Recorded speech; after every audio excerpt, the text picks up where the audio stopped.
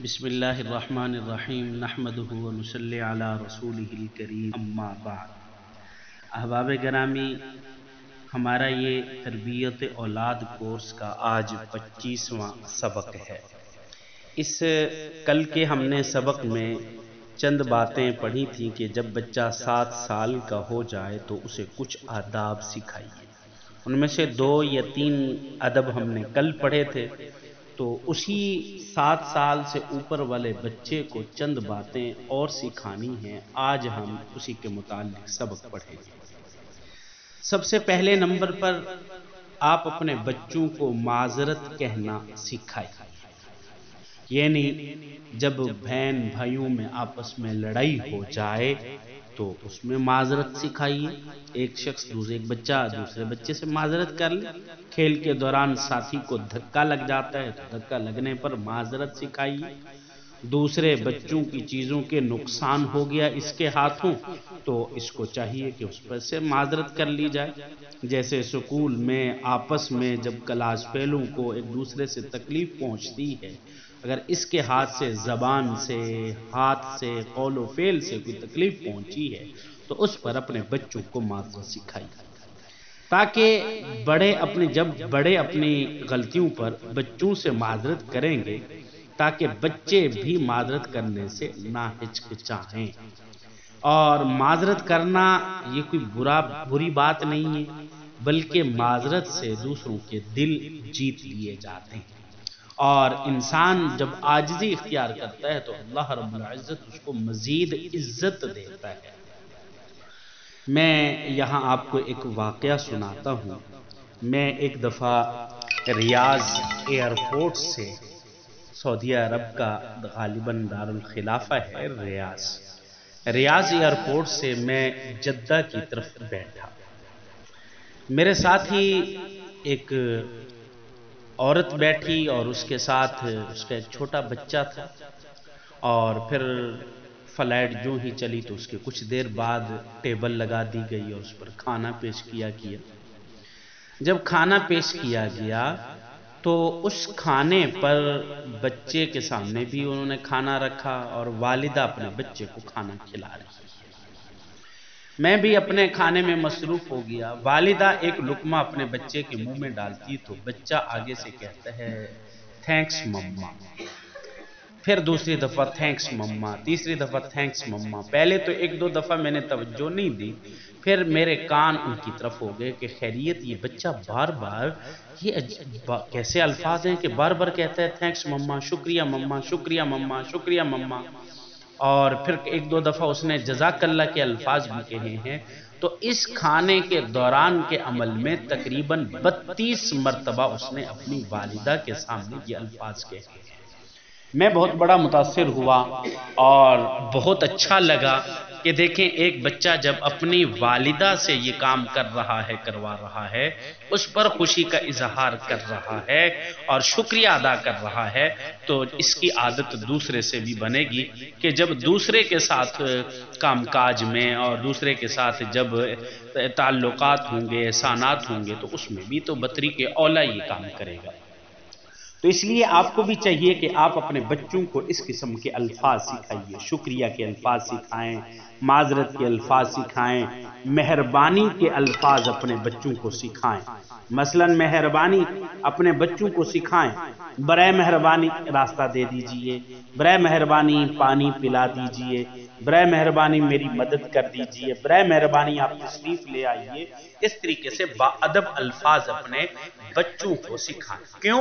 اس کی وجہ کیا ہے کہ شائستہ کلمات رشتوں میں محبت بڑھاتے ہیں، تعلقات بڑھاتے ہیں، اور انسان کا وقار انسان کے تکلم سے پہچانا جاتا ہے۔ تو اس لیے اپنے بچوں کو یہ الفاظ ضرور سنائیں۔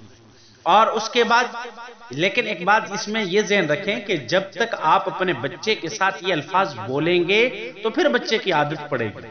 آپ تو بدتمیزی والے الفاظوں کے ساتھ بچے کو بلائیں اور بھیجیں اور اس کے ساتھ تکلم کریں تو پھر بچے سے امید رکھیں اچھے الفاظ کی، تو ایسے تو کبھی نہیں ہو سکتا۔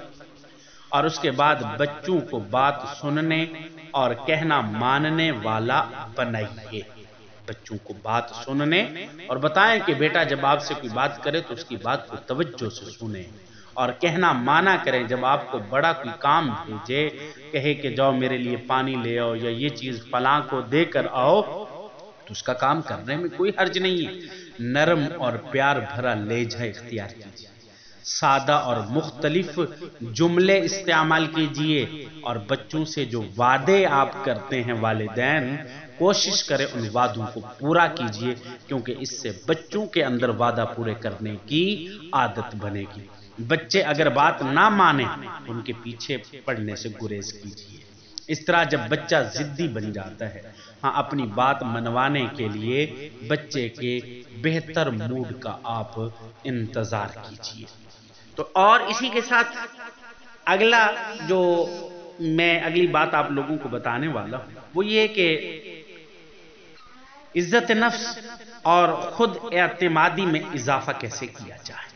عزت نفس اور خود اعتمادی میں اس کا جو سب سے بہترین اصول ہے، آپ اپنے بچوں کو گھریلو کام کاج میں ان سے رائے طلب کریں۔ اپنے بچوں سے گھریلو کام کاج میں رائے طلب کریں۔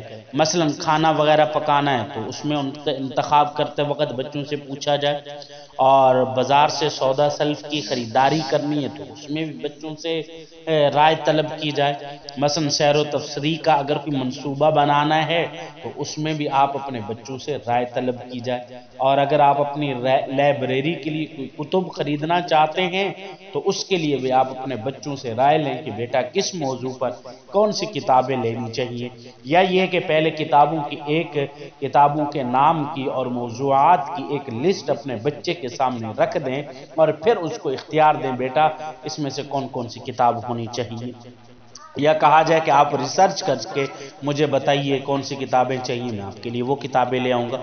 تو اس رائے لینے سے فائدہ کیا ہوگا؟ اس بچے کو انتخاب کرنے کا موقع جب دیا جائے گا، بچوں کے اعتماد میں اضافہ ہوگا، وہ من مانی کی بجائے مشورہ کرنے کے عادی بن جائیں گے، اور اس کے بعد اپنے بچوں کو تیمارداری کے اصول سکھائیے۔ تیمارداری کے اصول کا کیا مطلب؟ یعنی اگر کوئی شخص بیمار ہو جائے تو اس کی تیمارداری کیسے کرنی ہے۔ گھر میں کسی فرد کے بیمار ہونے کی صورت میں آپ بچوں کو سمجھائیں، کسی رشتہ دار کے بیمار ہونے کی صورت میں بچوں کو سمجھائیں کہ بیمار کے گھر میں شور نہ مچایا جائے، شور شرابے سے گریز کیا جائے، اور پھر وہاں اگر اس کمرے میں ٹی وی، وی سی آر یا ویڈیو گیمز یا کھیل کوئی بچے کھیل رہے ہیں تو اس کی اپنے یا موبائل استعمال کر رہے ہیں تو اس کی آواز بالکل ہلکی رکھی جائے، اور پانی اور کھانے کے حوالے سے اپنے بچوں کو کہیں کہ اگر وہ بیمار کے پاس بیٹھے ہوئے ہیں ان کا خیال کر رہے ہیں تو بار بار مریض سے پوچھیں پانی کے متعلق یا اس کی خوراک کے متعلق، اور اسی طریقے سے چھوٹے بہن بھائیوں کا خاص کر کے خیال رکھا جائے۔ اور اسی کے ساتھ جو سب سے بڑا کام ہے، اپنے بچوں کو دعا مانگنے کا طریقہ سکھائیے۔ دیکھیں اللہ رب العزت بچوں کے سی دعا کو ضرور قبول کرتے ہیں۔ معصوم جو گناہوں سے پاک بچے ہیں، اللہ ان کی دعاؤں کو سنتے ہیں، اور یہی بچوں کی دعائیں ہمارے مستقبل کو روشن کر دیتی ہیں۔ اللہ تعالیٰ کی دعاؤں میں بتائیے بیٹا پہلے اللہ تعالیٰ کی تعریف اور شکر کیجیے، اور پھر آپ صلی اللہ علیہ وسلم پر درود بھیجیے، اور پھر اس کے بعد اپنے والدین اور اپنے بزرگوں کی صحت کے لیے دعا مانگیے، اور پھر اپنے دوست و احباب کے لیے دعا مانگیے، پھر اپنی اچھی ضروریات کے متعلق اللہ سے دعا مانگیے، اور اپنے دیندار اور مستقبل اچھے ہونے کے لیے، رزق حلال ہونے مانگنے کے لیے اللہ رب العزت سے آپ دعا مانگیے۔ تو اپنے بچوں کو دعا مانگنے کے اصول بھی آپ ضرور سمجھائیے۔ یہ چند باتیں ہیں جو بچوں کو سکھانے کی ہیں اور بچوں کو بتانے کی ہیں۔ ہر شخص اپنے بچوں کو یہ باتیں بار بار سمجھائے اور انہیں بتائے، اور اسی طریقے سے مہمان نوازی کے اصول بھی سمجھانے چاہیے۔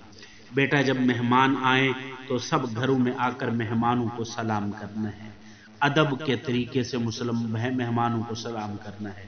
اگر مہمان آپ کے گھر میں آئیں اور آپ بیٹھے ہوں تو بیٹا کھڑے ہو کر انہیں سلام کرنا ہے، انہیں ملنا ہے اور ان کے اکرام کرنا ہے، اور شور شرابہ نہیں کرنا۔ اور ہم والدین بیٹھ جائیں گے بات چیت کرنے کے لیے، آپ بچوں نے ان کے لیے کھانا تیار کرنا ہے، میز لگانی ہے، دسترخوان لگانا ہے، یہ ساری باتیں اپنے بچوں کو سکھائیں۔ اللہ رب العزت ہم سب کو نیک اعمال کرنے کی توفیق عطا فرمائے۔ آج یہ ہمارا تربیت اولاد کورس کا انشاءاللہ العزیز آخری سبق ہے۔ وآخر دعوانا الحمد للہ رب العالمین۔